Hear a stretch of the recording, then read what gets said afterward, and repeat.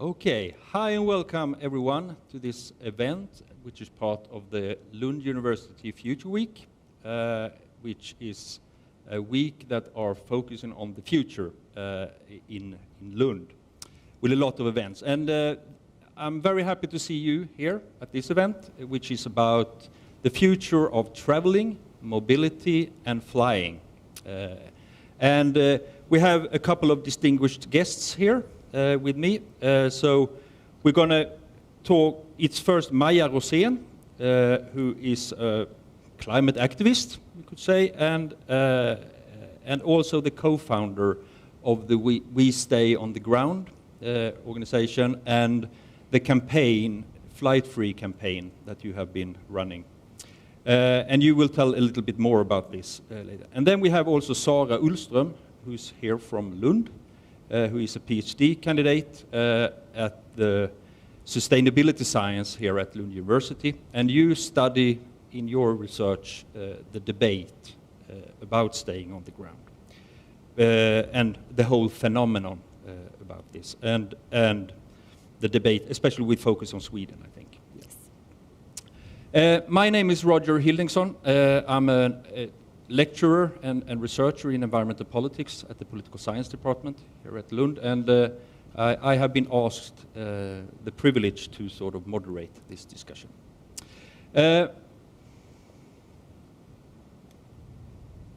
Now, this is a very special time because of the pandemic, and we will connect to the pandemic in the discussions, I think, and because one of the maybe the most obvious effect that the pandemic have had from a climate perspective is the dramatic reductions in flying, which has gone down by approximately 85 or 90% just because of the pandemic.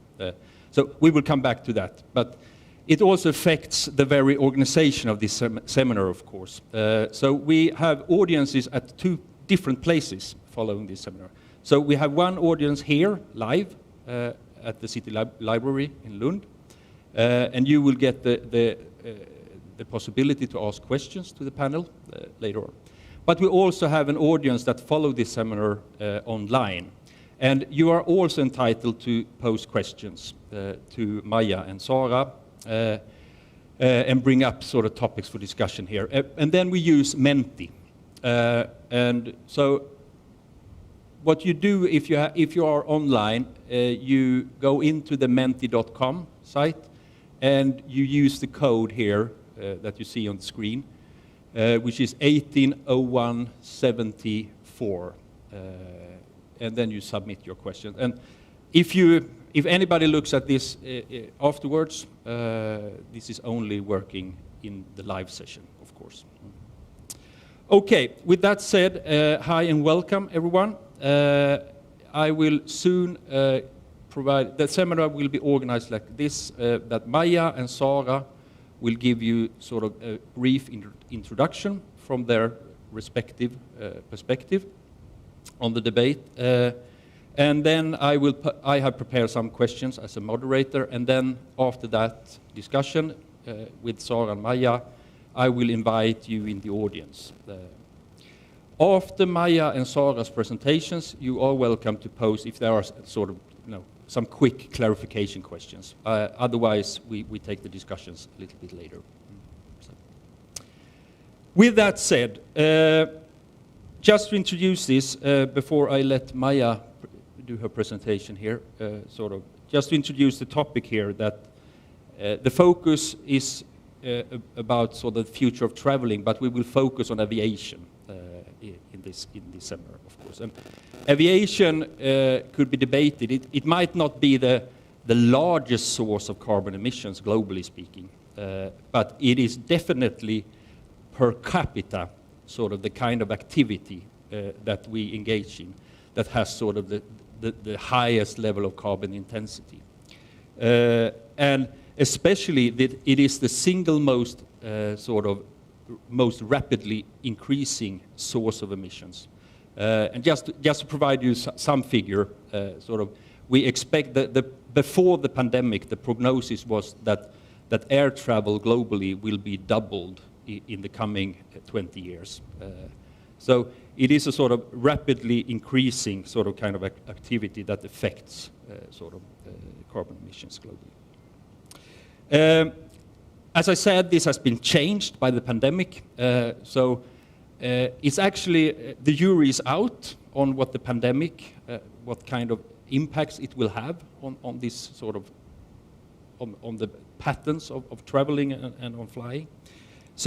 And we will have questions about that to you later on and discuss sort of what kind of impacts do we think that the pandemic has had on sort of both the sort of culture of mobility, but also the kind of behavior and sort of patterns of traveling. So with that very brief introduction, I will give the floor to you, Maja. Here is the pointer. And over to you. Okay, thank you. Why do so many people continue to fly even though we are in an acute climate crisis? This is the question that I've been thinking about a lot since I decided to give up flying around 12 years ago. But I rarely used to ask people this because I didn't want to destroy the mood. But then around 3 years ago, I gave myself a New Year's resolution to start being a bit brave and ask people questions about the climate whenever flying comes up. And at first, this felt really awkward, but I quite soon realized that it is actually possible to talk about the climate, and also that most people weren't aware of the climate impact from flying, and they weren't even aware about how serious the climate crisis is. So, me and my neighbor Lotta, we decided to start a campaign in order to convince 100,000 Swedes to take a flight-free year in 2019. And at first, this was just supposed to be something that we were going to do in our spare time. We were both on parental leave at the time, but for the past 2 years now, I've been working full-time building the organization We Stay on the Ground, or Vi håller oss på jorden in Swedish, and running the campaigns Flight Free 2019 and Flight Free 2020. And when we first started this campaign, our strategy was pretty much to share news about how bad flying is on Facebook and encourage people to make the pledge, but that didn't really work. We had a really slow start, and we were even considering giving up. But then somebody suggested to me that I should go to a climate event in Stockholm and speak to people about the campaign there. So I did. I printed some flyers and a poster, and I brought my baby along and my husband as well to look after her, and I went campaigning for the first time in real life. And at this event, I met lots of people who were willing to make this pledge, and also who really believed in the idea of the campaign. And I also met some celebrities who had already decided to give up flying. On this picture you can see, for example, Kevin Anderson, who is a famous climate researcher. I think he hasn't been flying since 2004. And also Heidi Anderson, who is an 11-fold world champion in arm wrestling, who also gave up flying. And I asked them if I could take pictures of them holding our flyer, and also other people there who wanted to make the pledge. And then when I shared those on social media, the number of pledges started to increase. So I realized that this was a way to go forward. And after this event, I felt really encouraged. And I just decided that I'm going to give this campaign my all and start working full-time when my parental leave was over. And since then, we've kept sharing pictures of people who's made the pledge. We've been out campaigning, and we've also shared stories and interviews of people who's been doing this. And the number of pledges kept increasing. And so did the interest from the media as well, which also was a big help. So when we had reached 10,000 pledges, we were contacted by the BBC, who wanted to make a film for social media about the campaign. And then that in turn led to that we got media requests from several other countries. And until now, we've been in the media in over 20 countries worldwide. And that has also led to that the Flight Free 2020 campaign started in other countries as well. And the same way that our campaign got attention by sharing stories of people who pledged to be flight free, I think an important contribution to that the flight debate really took off in 2018 was that there were several celebrities who were publicly declaring that they had given up flying for the climate. Because to see that others are prepared to do something that to many appears as a great sacrifice, it has a much bigger impact on people than reading what we should do. And during the past few years, the norm here in Sweden has started to shift. And in 2019, flying decreased with 4% here in Sweden. And then the fact that we Swedes fly less, that has in turn contributed to that the flying debate has started in several other countries as well. And more people all over the world are realizing that we can't keep flying if we are going to solve the climate emergency. And the head of the International Air Transport Association has even described this increased climate awareness as one of the biggest threats to the airline industry. But this was, of course, before the pandemic broke out. Because we did for sure get a flight-free 2020, but for the wrong reason. A lot of people have assumed that I'm really happy now because flying has decreased in such a dramatic way, but I must say that I feel rather the opposite. I think the pandemic is of course nothing to be happy about, but also it's taken a lot of focus from the climate debate. And it's also affected our work, because when the pandemic broke out, we were in the middle of planning for our next campaign. And when people were suddenly forced to stop flying, it just didn't feel quite right to keep campaigning for a flight-free year. And I think we worried that people would take it the wrong way and maybe feel that we were taking advantage of the pandemic. It is, of course, positive that the emission has decreased so much, but a temporary flight stop won't solve the climate crisis. And the question is, how will the pandemic affect flying in the long run? It has been an opportunity for many people to break a habit. Many people have spent their vacations, for example, closer to home. I read somewhere that the number of users on Zoom increased from 10 million to 300 million daily users, for example. But I doubt that these new habits will lead to a decrease that will be lasting and that will be large enough. But we have seen that a rapid reduction is possible if we understand the importance of it. So we will, of course, keep campaigning for people to go flight-free for the climate as well. Because although the pandemic made us hesitate at first, there may also be some advantages from it. Because even if people have started to fly more now, many people are likely to keep avoiding it. So in a way, it's never been easier to make this commitment to take a flight-free year. And while people are staying on the ground, I think that they may also be more receptive to the information about the climate impact from flying. Because something that I've learned from being out campaigning in real life is that when you meet people who don't fly, and they are actually many, even if we don't get that picture from the media, they immediately buy the information that the flying is bad for the climate. They never question it. But if you meet somebody who fly a lot, they always tend to question these facts. And this year it will be a bit different, because in previous campaigns we've been focusing on telling people that you should try a flight-free year and see what it's like and break a habit. And now many people have. So instead we will put more focus on that it is possible if we have to. And just like we've been forced to give up flying to stop the spread of the coronavirus, we have to do the same if we are going to solve the climate emergency. Because there simply is no room for any emissions that can be avoided. And most flights, they aren't necessary.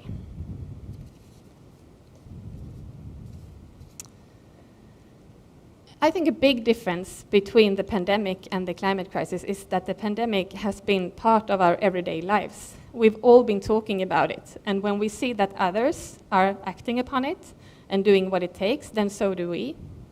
And I think that this is really one of the most important things that I've learned from working with this campaign.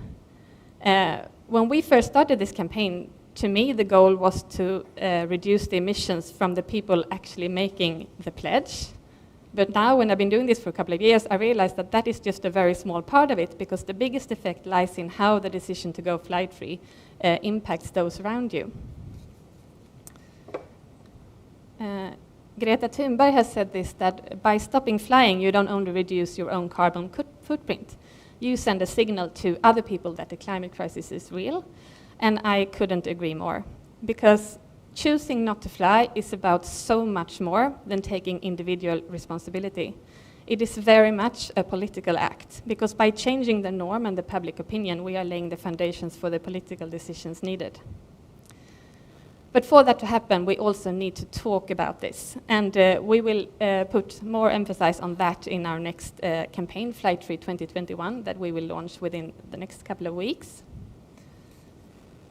This campaign will be international, and instead of just running it separately in different countries as we've been doing until now, we will instead focus on getting as many people as possible all over the world making this pledge. Because I think if we can reach out to the people all over the world that are the most receptive to our message and then encourage and support them to help spreading it, I believe that we can change the norm. Because there is research showing that a small minority can actually influence the many and reshape society. So I really hope that something good will come out of this pandemic. I hope that it can make us reevaluate flying, and I also hope that it can give the flying debate a fresh start and shift focus from shame to the opportunity of change.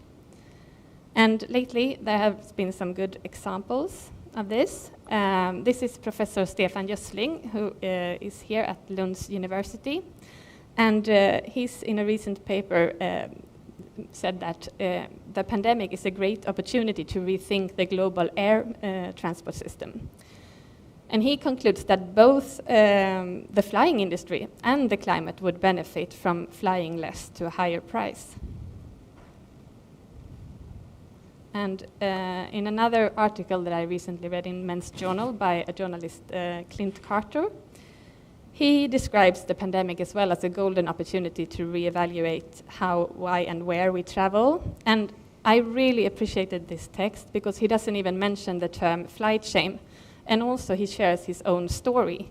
And he ends this text by concluding, as you can see, that however frequent international travel enriches my internal world, it inflicts a bigger cost on the one that we share.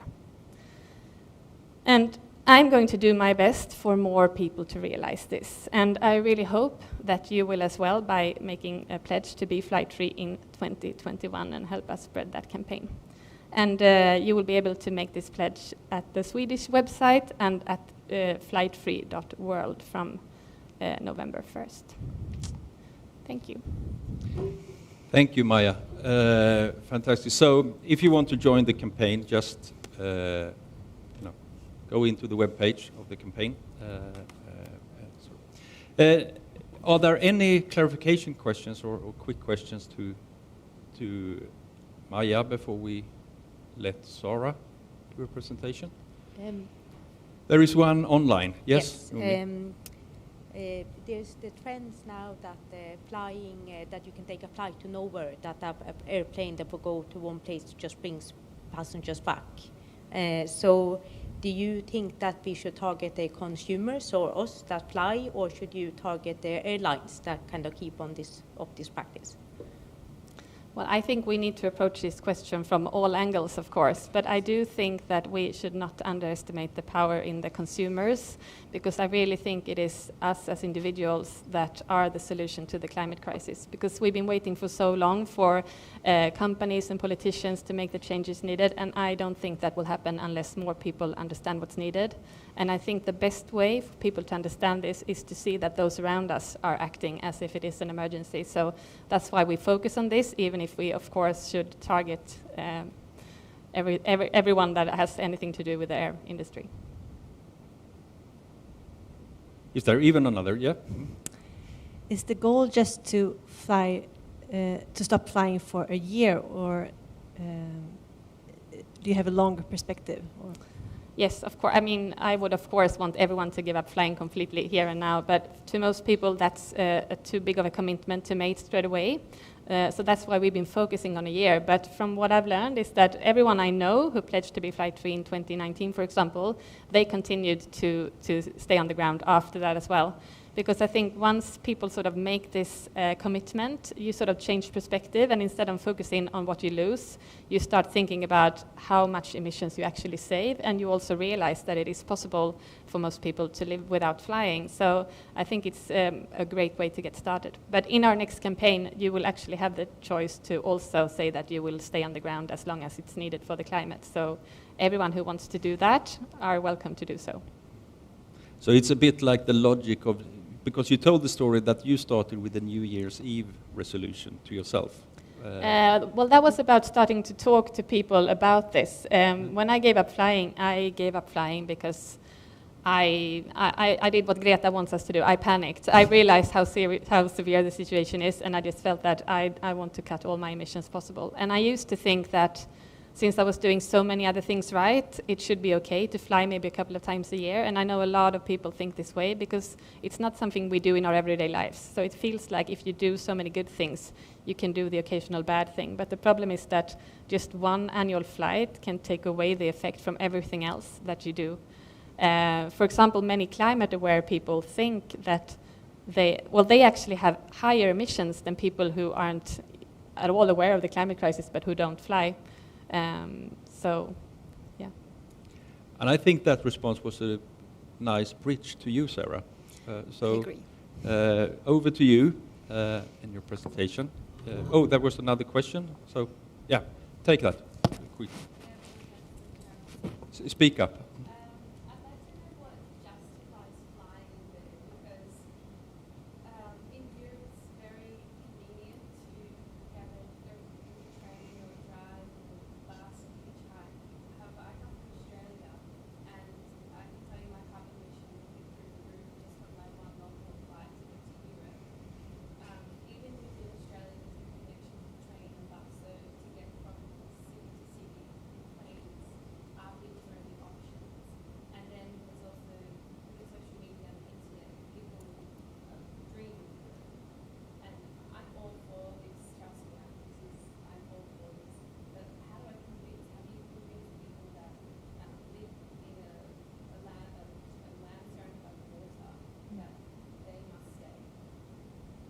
Yeah, I know it's a difficult question because.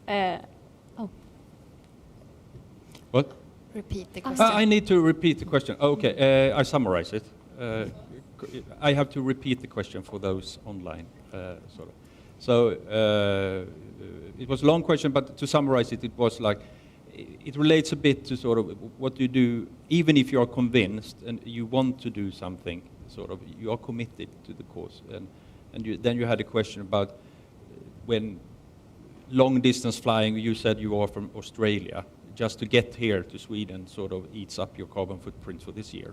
But also, as you said, sort of within Australia, we could think about other continents as well, America, for instance, North America, where people fly a lot also. And how should we relate to sort of the need to fly? I know that if I give a twist to this, Stefan Gössling has commented this a bit. Do you want to respond?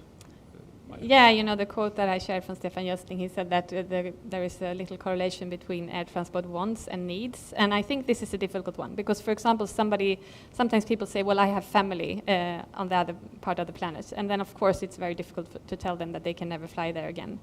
But I do think that we are we have to realize how urgent the climate crisis really is. Like, if we continue the way we do now, there will be no world to explore at all in the future.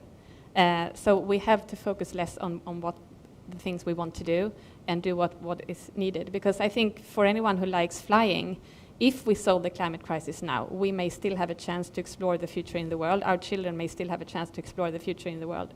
Whereas if we continue the way we do now, so many countries will become uninhabitable. So I think is a problem in the climate discussion, that most people don't understand that it's so urgent. We have to do everything. I mean, for example, if you look at the pandemic, people has realized that, okay, so we can't fly right now because there is an emergency. There is a high risk if we travel, and it's the same with flying. So even if I do understand that people would like to go, and I would of course like to go to Australia. I've never been outside of Europe myself, but I do realize that it's just simply not possible. And I think for those who really need to to go and see family, sometimes people use that as an argument to say, oh, we have to keep flying so that the people who have to fly can do it. But I think it's rather the opposite, that everyone who can avoid flying, we have to do that so that the few flights that maybe are necessary can be done, if you see what I mean. Would you agree also, Maja, that the first step in reacting to this is actually to just pose the question, and reconsider, do I actually need to to fly? That's the first step. Then it's individually, it looks very different. Now I have to give the word to Sara because of considering time here. There will be more room for more questions. So thanks for the questions so far. Sara, over to you. Thank you, and thank you, Maja, for a very interesting presentation. So I will relate a bit now to what Maja talked about, but I will talk more about the sort of broader context within which Maja's organization has emerged, and also relate this to some other phenomena in relation to air travel and flying less in particularly. So I'm a PhD student at the LUCSUS, and I work in a project called the Takeoff of Staying on the Ground.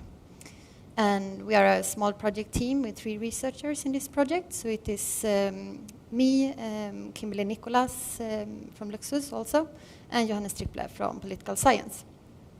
So in this project, we investigate the emerging cultural shift in Sweden to reduce air travel because of climate concern. So this involves, for instance, changing ways of making sense of flying in a carbon-constrained world. So what we research is the staying on the ground phenomenon, and Maja's movement or organization is part of this phenomenon, but the staying on the ground phenomenon is also more than that organization. So I will talk soon about some of the key events constituting this phenomenon. But first, I wanted to give you some brief background context to why a reduction of air travel is so important. So Maja talked a bit about it, but I will provide you now with an example. So first of all, this has to do with air travel being extremely carbon intensive. And if we take the example of a round-trip flight from Stockholm to New York, each person on that flight emits around 2 tons of CO2.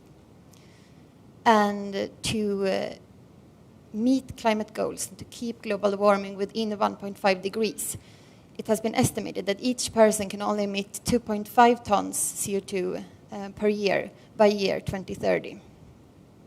So as you see here in the circle diagram, just one round-trip transatlantic flight takes up almost the whole carbon budget for that year. So this then leaves very little room for other daily activities like eating, daily transportation, and, well, living in general.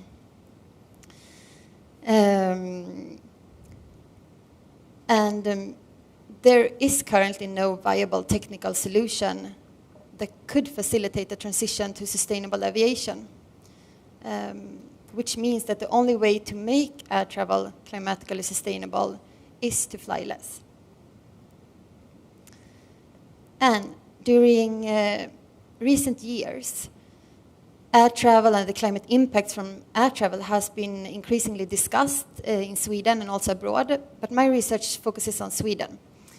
So I will now guide you through a timeline over some key events that is part of the staying on the ground phenomenon, or that, well, some of these events can also be seen more as an effect of this phenomenon. In 2016, Malena Ernman pledged in Swedish media that she would stop flying because of climate change. So as Maja said previously, there were some famous people in Sweden publicly declaring or publicly pledging that they would stop flying because of climate change. And Malena Ernman was one of the first, inspired by her daughter, Greta Thunberg.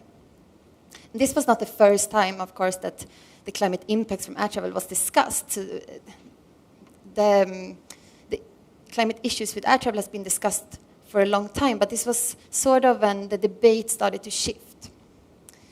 And this was by the end of 2016. In 2017, a growing group of people pledged in Swedish media that they would stop flying. So also famous or, well, more or less famous people. And by the end of 2017, the concept flight shame or flygskam was coined. And also by the end of 2017, the hashtag Jag stannar på marken, which translates as I stay on the ground, started to circulate at social media. And then in 2018, the media debate really intensified. So the media debate about, the public debate about air travel and climate change. And then in April in 2018, the Swedish Aviation Tax was introduced. And this was after decades of debate. So, but it's interesting that the aviation tax was introduced when the public opinion about air travel started to change in 2018. And Vi håller oss på jorden, Maja's organization, was founded this year, and they initiated the Flight Free 2019 campaign. And during 2018, flygskam became one of the new words of the year in the Swedish Academy Glossary. So it sort of became an official word. It also spread to international media, and flygskam really became symbolic for the staying on the ground phenomenon, especially in international media, even though this is not particularly a strategy used by the flight-free movement. And also in 2018, an Instagram account called aningslösa influencers, clueless influencers, was founded. And this account reposted images of influencers, Swedish influencers, on their long-distance trips. And they posted the image with, together with this image, they also posted the carbon footprint of the trip and of the lifestyle of this person. So kind of making it public how much carbon these trips contributed to. In 2019, air travel decreased in Sweden, both internationally and domestically, for the first time since the financial crisis. So for the first time in 10 years, more or less. And train travel also increased. So we saw kind of a shift here, or an increased interest for train travel and an increased problematization of air travel. Flight Free 2020 campaign was run, and 2 new words in relation to this were introduced to the Swedish Academy Glossary. Smygflyga, flying in secret, and tågskryta, train bragging. And then in 2020, well, as you all know, the coronavirus pandemic has caused a radical reduction to air travel. We can discuss this more soon, but also some other things has happened this year. So the Swedish government, for instance, announced plans to reintroduce 9 trains from Sweden to Europe as a response to this increased interest for train travel. And the Flight Free 2021 campaign will be initiated soon. So these are some of the key events that has impacted the debate around air travel and climate change. But what does this all mean then? So what is the role of the staying on the ground phenomenon in the transition to a more sustainable society? First of all, here I want to say that air travel is more than just a mode of transportation. It is more than a lifestyle choice. And this relates also to your question previously. So air travel is it is a practice that is shaped by much more than choice. It is shaped by cultural meanings, institutions, artifacts, discourse. So it is not just something that we choose or not choose to do, even though we, of course, have a choice. But we need to understand that this is a culturally shaped practice that produces high carbon norms. But recently it has also become a site or a practice of resistance and contestation towards these high carbon norms. And this is what is really interesting with staying on the ground. That staying on the ground phenomenon challenges these very much dominant and established high carbon norms by mobilizing around low carbon alternatives, so kind of showing that another future is possible.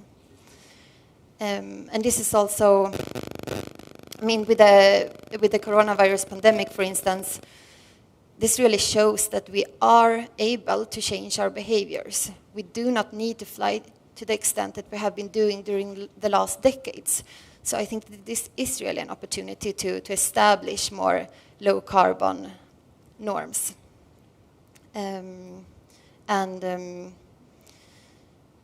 Yeah, we can discuss this more in a while. Thanks. Thank you, Sara. Is my sound? Thank you, Sara, for this. Time is running, so just let's go on. I was just considering one quick question, maybe to the both of you. Sort of.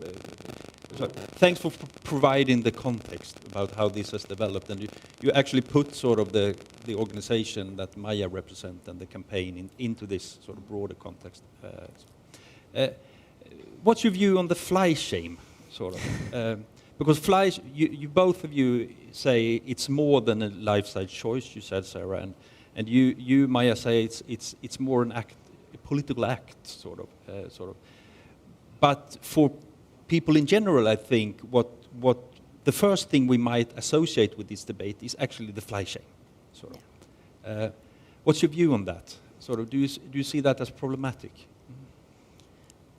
Yes, I'm not a big fan of that term because it sounds like something negative, and I think trying to save our future is something positive. I think flight shame, I mean, we don't want people to feel ashamed because they fly. We want them to stay on the ground and feel proud of it. So that's not what we are doing. And I think it's a term that sort of, you probably know this better, but I would say it's not invented by anyone within the climate movement. I think it's rather people who want to keep flying who say that, because then they put sort of their uncomfortable feeling on us trying to make people stop flying rather than on themselves. So I think that's my view on that. And I'm hoping that this debate, that the pandemic maybe will end the flight shame debate and start a new, a more positive debate of that we can actually still have a chance to solve the climate crisis. Now, I can also add to that I think one thing that is interesting with the whole discussion about flight shame is that this is really what was picked up by the media. So the flight shame has been portrayed a lot, both in Swedish media but also international media. So in that way, I think flight shame contributed with something important to the debate. It sort of placed the issue of air travel and climate change under the spotlight. But I also agree with you that this is, I mean, it's interesting since this is not really the narrative used by the movement around reducing flying, but still it is what is portrayed a lot in the media. I have quite a funny thing about that, because I had a German TV team visiting me at my house where I live, and I talked to them and I said, I don't like flight shame, that's not what we do. And then it ended up saying on the screen, Maja Rosén, founder of flight shame. And I was like, okay. So they really like that term in the media. And that might be the situation. To go on here, I was thinking, you both talk about that this sort of the idea of the organization and the campaign is to sort of challenge the sort of prevailing culture of mobility or norms of traveling, especially when it comes to flying. One thing I was thinking about a little bit about the response here. I would think about. Did you sort of, especially to you, Maja, did you expect the kind of response? Because you have gotten some response. Just to provide a figure, I think before the pandemic we were talking about that the number of flights in Sweden went down by 7% or something. I don't know how much that is connected to the campaign, sort of, but at least partly, I guess. Sort of. Was that an expected response, or was it not? Sort of. Because of considering, changing norms and culture is not easy. It's a difficult task. And especially in this country, in Sweden, where you were founded also, which we could see as the beloved country of charter tourism, and also representing one of these countries in the world with these very high carbon intensive travel patterns. So what do you think, Maja? Well, I think when I first started this, I was a bit naive, and I thought it would be easier to actually get the 100,000 pledges for the campaign, but I had never, in my wildest imagination, thought that we would get so much attention around this question in the media. So I think even if the campaign didn't succeed in number of pledges, I think it definitely succeeded in spreading this message, which is much more important. So I really... now I think I lost the question a little bit. No, did you expect the response? You no, not at all. And I think I was a bit worried. I mean, in the beginning, I was really scared, like, how would my friends and neighbors think of me when I'm doing this? And I think it's been almost like, well, 95% just positive response. People has really encouraged it. Even people who fly, like I live on an island in the west coast of Gothenburg, and even people who fly a lot, they come up to me and say, "Oh, we're so proud of you doing this." So it's still like I haven't lost any friends, and you know, people hasn't been angry, and they're quite, yeah. Good to hear. Yeah. Do you have something to add on this, Well, considering the debate? Yeah, exactly. I can not really comment on the response, but maybe I can say something about well, how we can understand why this debate has been initiated now, and why your organization has received this response now. And I think this has to be seen in the light of, well, first of all, an increased awareness among civil society about climate change and the effects of climate change, and also I think it can also be compared to other sort of low carbon movements, such as the zero waste movement or veganism, movements that are also receiving increasing attention during recent years. So I think there is a push from society to do something, and not just wait for politicians to act. What's your view on the potential for this to sort of lead forward? I know you have made the argument, Maja, that this could lead forward to other kind of political decisions, rather than only sort of, you know, producing fly shame. Yeah, I mean, to me, this is not really mainly about flying even. I think it's just a great way to spread climate awareness, because, as I said in my presentation, giving up flying is one of the last things that we are willing to do. When I first started this, it was actually not that easy to get everyone who was already concerned about the climate to do this, or even involved in the climate movement. But within that group, I think the norm has definitely changed. I think most people who are taking the climate crisis seriously now would not hesitate to take a flight for a year, for example.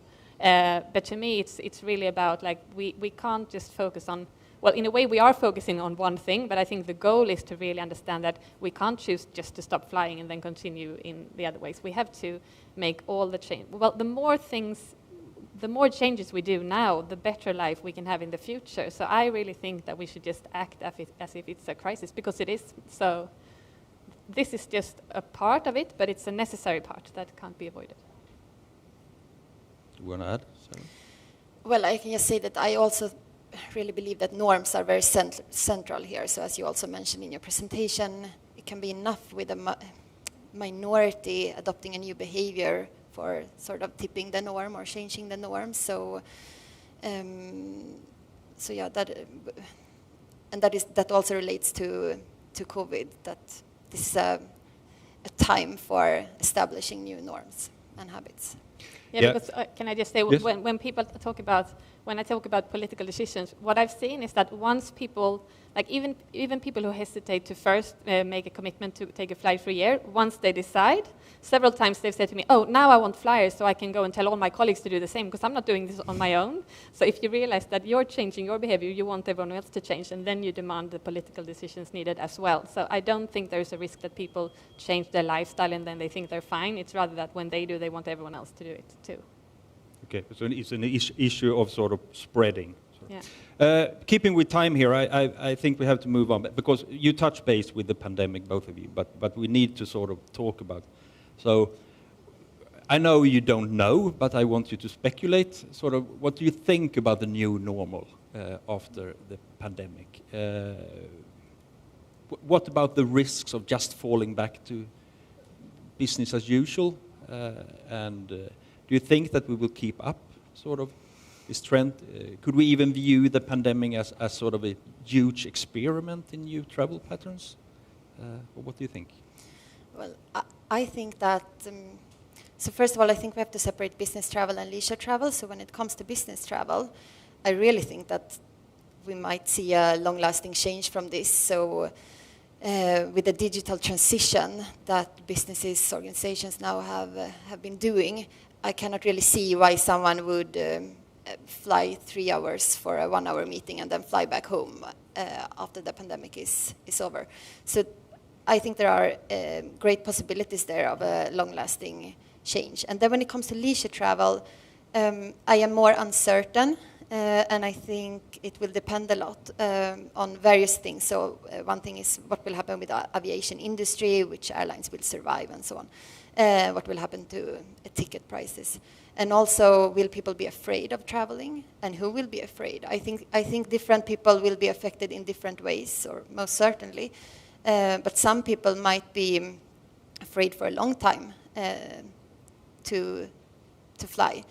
I mean, we saw that also during, if we look at previous crises, if we look at the 9/11 attacks, that also had an effect on air travel for several years. I think it took around 4 years before air travel recovered. And that was because people were afraid of flying. So, I mean, we don't know yet how the pandemic will affect people, but I think some people will immediately go back and fly, and I mean, we have seen indications that people are longing for traveling, and yeah, the flights to nowhere was mentioned here in a question, and also other indications. So, and that is why I also think that it's so important to talk about this and to really try to establish new habits now. Maja? Yes, I agree with everything you said there. So I really think that it won't lead to a decrease that will be lasting enough, but maybe for a couple of years. And I really think we need to use that time to really make people understand that we have to do this for the climate as well. Yeah. The flights to nowhere. Have you heard about this? You talked about influencers, sort of the clueless influencers campaign that was. There is another flights to nowhere. I don't know if you heard about it, but sort of that people buy tickets to just experience flying, where you go up in the air and then you land on the same airport. So you are basically not flying anywhere, and that's kind of a reaction. But we have another kind of reaction. These are we could call them private jet studios, where influencers go into some kind of TV studio just to sort of pretending that they are actually flying. Because of how should we understand these kind of reactions, sort of?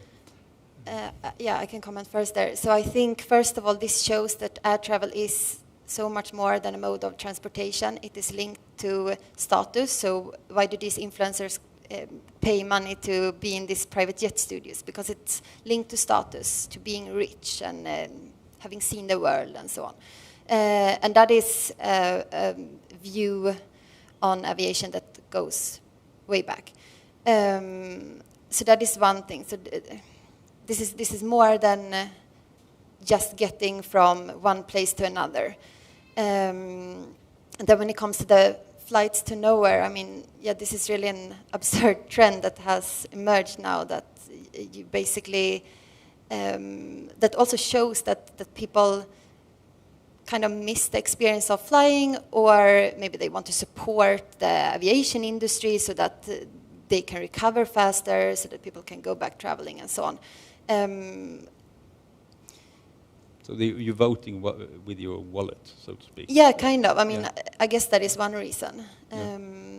But yeah, maybe you want to comment something else. Yeah, well, I agree with what you're saying, but I also think it's a shame that these kind of things get so much attention, because that makes us think that, oh, it's crazy, people are flying all the time, everyone is flying. But if we look at worldwide, 80% of the world population has never been on a plane, and I really wish that they would be lifted more in the media, saying all these people are actually living their whole lives without flying. Only 4% fly on an annual basis. So it's so very few people who are sort of setting the norm, and it's not even true. Most people don't fly, so the norm really is to stay on the ground, but we don't get that sense from the media, and I think it's a bit of a shame to like make these things sound much bigger than they are. And I think, even if I think that's crazy, I think what's more crazy is the people who continue to fly, like all the politicians and researchers, that they keep flying when they have understood this, is to me even more strange than that some people who maybe aren't aware of the climate crisis do these kind of things. Thank you for your wise comments and responses. Now I turn to the audience here.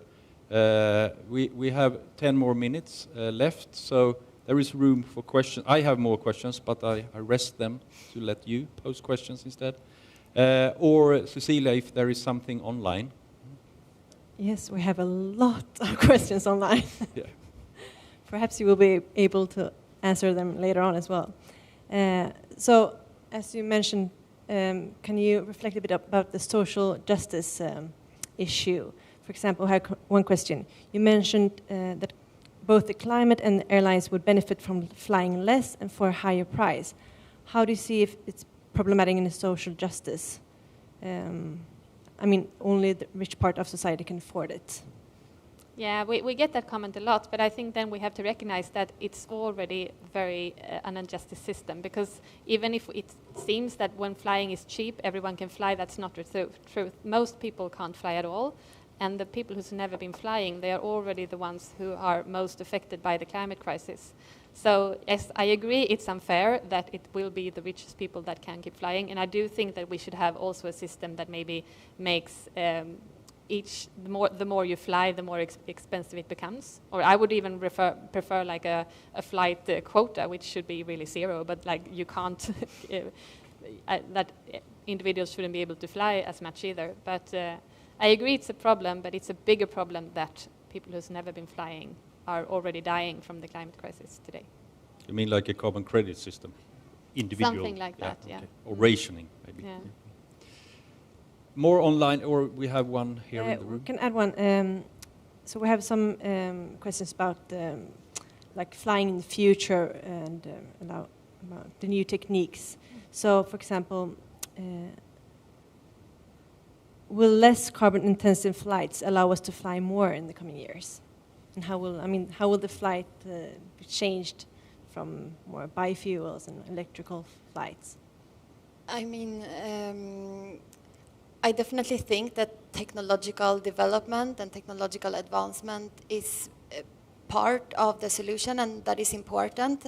But as I also said before, there is no viable technical solution to make air travel climatically sustainable. So these techniques are, I mean, many of these techniques doesn't work in larger scale or in the scale needed, and many of them are simply imaginary, so we don't have them. But we rely a lot on these techniques being there in the future. Yeah, it's the next 10 years that are really crucial, and out of all the researchers I've spoken to, they say there's no way we can fly in a sustainable way in a large scale within this decade. So I really think we need to focus on here and now.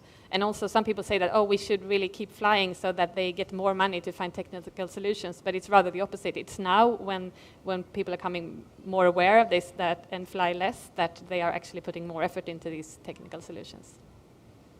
Okay. Cecilia, now we take a live question in the room. Is it possible to use the microphone? So speaking on what you both were mentioning about the social link to it, it's become very clear during this seminar that this is heavily focused on human psychology. So I wonder, with your platform, have you ever considered, or would you consider offering people techniques so that they can almost eradicate the ego, which is actually the main reason that I can say from my own perspective, I travel mostly with flights, maybe when I'm feeling more attached to my drama, my life. But when I'm more connected to the whole, it's not even a question of flying anymore. It's of course a no-brainer. So have you considered like meditation techniques that you can maybe offer to people on your website and things like this? We haven't done anything like that so far. Something that may be related to that is that we try to show which options there are, that you can, well, different ways of traveling, I would say, rather, or maybe not travel at all, but you can still have good experiences closest to home, and things like that. But we are hesitating a bit to sort of push the train travel trend too much, because it's something that not everyone can afford to do. And I think it's a shame that I would prefer that we step away from the norm that we have to travel away from home to be happy. I mean, what kind of society have we built if people just want to go as far away from home as possible? I think we should try to focus on, as you say, create a good and happy life where we are. So yeah. What do you think about another experiment in the pandemic has been the staycation? That's related to leisure. It's not new. No, it's not. But it has gotten more attention. I mean, during the pandemic. Yeah, I think that is really interesting. So I mean, we see all these low carbon trends emerging as a response, sort of. So one low carbon trend would be, or lower carbon at least, would be the train travel trend, and the other one would be the staycation, which is not new, but which has been like it has received a lot of attention this summer especially, and I think, well, many of you here has probably been having vacation close to home this year. So that could be a new habit that we establish. We have another question here in the room. So if you speak up, and I will try to summarize it.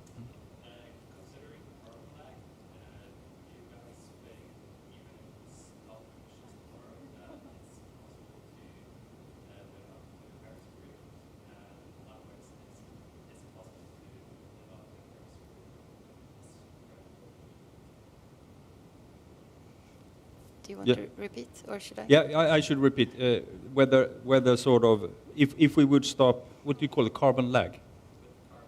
Yeah, carbon lags, the accumulation of carbon emissions in the atmosphere. If we would stop sort of reducing our emissions today, would it be possible to reach the targets of the Paris Agreement, which is to keep the global temperature well below 2 degrees or even lower? What do you think? Yes, absolutely, it's possible, but we have very few years, so we have to radically reduce emissions from now.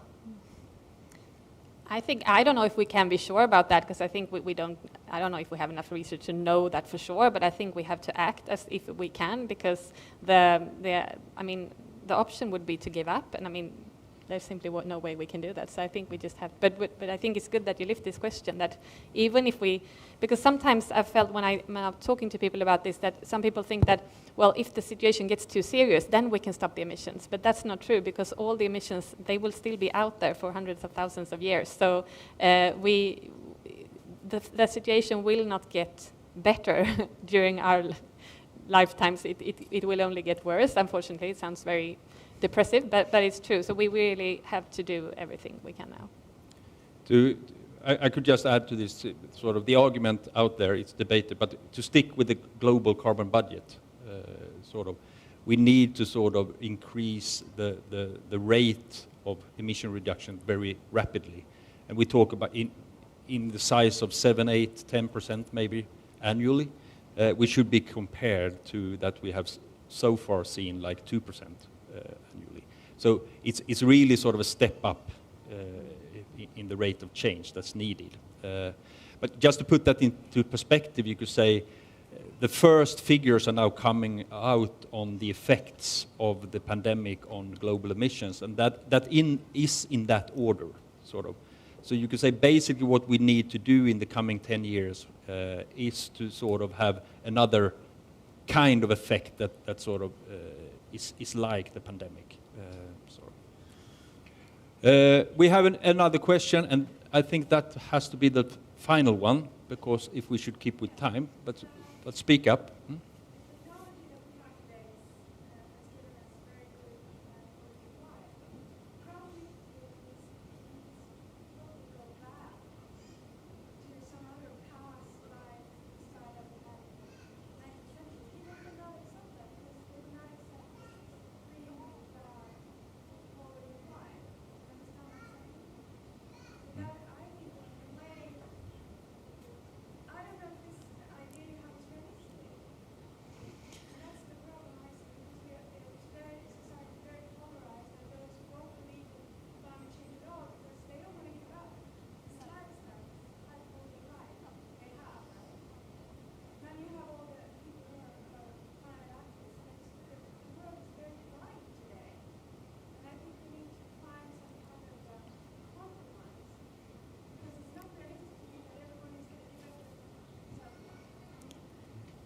Basically, just to summarize the question, you have to oppose if I do it wrongly. But sort of, will people sort of accept the kind of lifestyle changes, or which might be understood as sort of going back in time, and then you say that the debate is very polarized, and you ask whether there is room for some kind of compromise. Was that a good summary? I can just make a quick comment and then leave it over to you. So first of all, I don't think it's about going back to some kind of past. I think it's about moving on to a better future, and that's very important. And it doesn't have to be and that future. We can really live a good life in that future, but we cannot if we do not address the climate crisis. Then the future will not be great. And in terms of quality of life, I think we really need to change mindsets here and revalue what is a good life. So do we need to fly twice a year to live a good life? We probably don't. We can live a good life in our near surroundings. So that is my short answer. Yes, I agree with that, because when you say that we have created such a good life, it's not really true if you look at the numbers of people's health or stress-related problems and things like that. The society is not ideal the way it is. So if we would consume less and have more time to actually live our lives, I think that could be an even better future. And yeah. I agree that there are many benefits as well, but I think when it comes to what's realistic, I do agree with you that it's not realistic to think that we're going to be able to convince everyone to do this, but it's not realistic to continue the way we do. And even if I wish we could get some kind of compromise, the climate won't buy that. So I think our solution would be to reach out to everyone who are receptive for this message and help them to help spreading this, because from what I've learned, I at least have a much more positive view on people now since I've been doing this, because there's so many people out there who get in touch saying, I didn't realize this. I thought I was doing good things and I didn't know, and now I will change. So I think there's still so much potential climate fighters out there that just need to sort of be woken up, and I think we can all contribute to do that. Thank you, Maja and Sara. That has to be the final words. You who are in the room could, of course, stay around and ask questions to Maja and Sara. And we have some more questions online also, and we will try to sort of collect them somehow. Yeah, you're welcome. And I think Sara would be happily sort of, as well as Maja, sort of. We stay on the ground.com. .org or the Swedish website, vihållerospåjorden.se as well, and on Facebook. So I feel this is just an opening, so I think we could have continued this discussion, but I'm very happy to have had you here, and thanks to the audience as well as coming and showing up here and posing your interesting questions, as well as all the people that have followed us online. And just to thank you for coming, I would like to end with giving you a little bit of a booklet, a new booklet that actually there is another event starting right now at another site here at Lund University about the Rough Planet Guide to Notre Dame, which is placed in the year of 2045. So if you go out on the journey towards a post-fossil or low-carbon future, what do you need? You need a travel guide. So thanks for coming, Sara, and now we take hands. Thank you. And Maja. Tack så mycket. We are not from the same region, No, so we exactly. do like that. Good. So we don't